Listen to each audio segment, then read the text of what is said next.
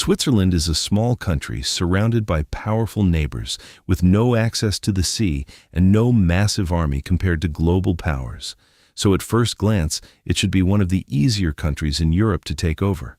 And yet, for decades, it has built a reputation for being almost impossible to invade, not because of size or strength alone, but because of how the entire country is designed to make invasion extremely costly from the moment it begins.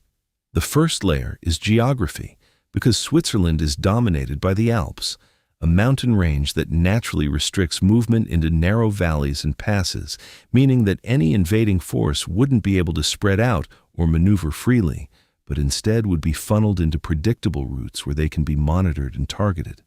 But geography alone doesn't stop an army, so Switzerland built its strategy around those choke points, reinforcing tunnels, bridges, and key infrastructure in a way that allows them to be destroyed quickly if necessary, turning the country's own roads and access points into obstacles rather than advantages.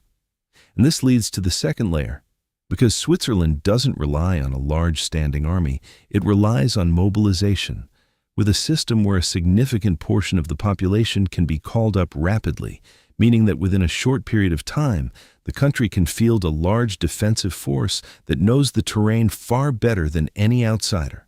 But even that isn't the most unusual part, because throughout the Cold War, Switzerland invested heavily in building defensive infrastructure, including bunkers, fortified positions, and hidden military installations spread across the country, many of which are integrated directly into the landscape, making them difficult to detect and target.